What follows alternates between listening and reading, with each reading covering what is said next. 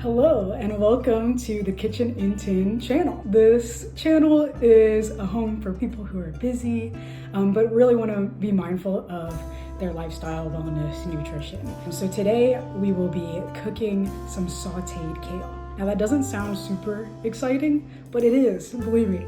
I've been reading Jessie and Chelspe's works. Her brilliant Glucose Revolution book is a bestseller. Her new GlucoseGoddess Method has been transformational as well, not just for me, but for my mom too. And part of her method is to include a veggie starter. So that just means a vegetable dish to preclude, is that the word? I don't know.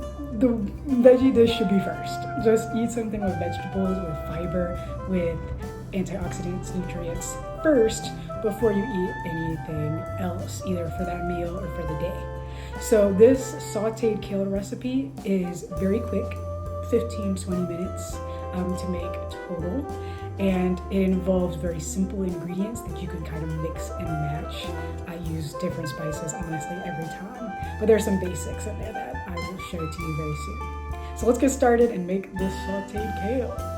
Here's a quick look at the ingredients that we're going to use for our sauteed kale. Some of these are really up to you, like you could use them, you could not use them, and it would still taste great. We've got red onion, cherry tomatoes, any tomatoes will work fine. Kale, of course, from Aldi. This is the Simply Nature brand. It is organic, non-GMO, and already thoroughly washed, so that makes this really easy.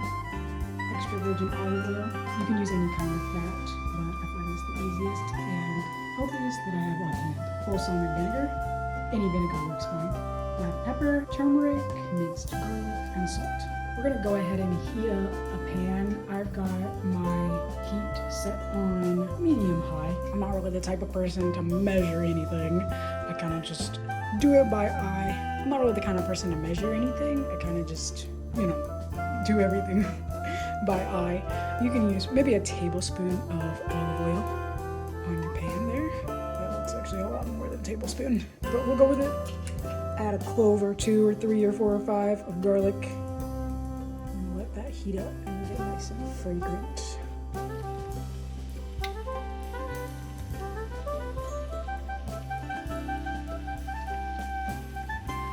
Once it starts sizzling a little bit, add in your onions.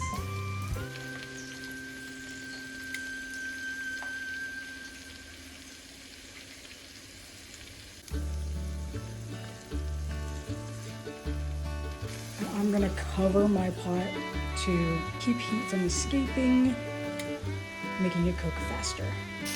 Now that my onions are kind of brown, a little translucent, it is time to add in our kale.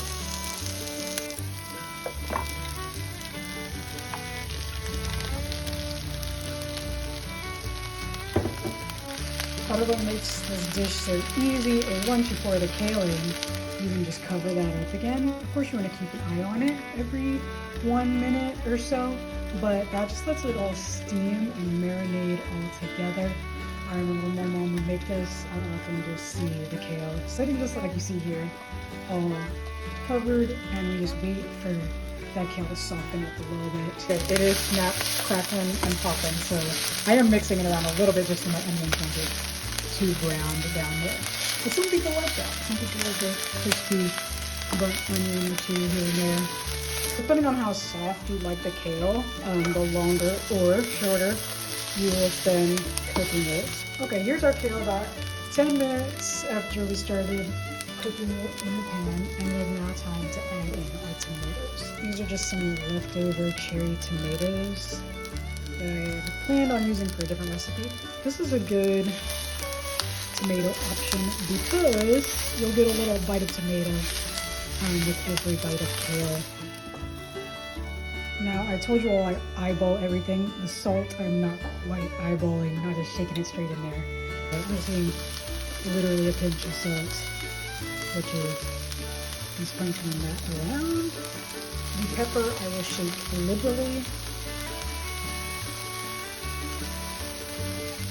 The turmeric, I will shake liberally. and hit it with a dash of vinegar.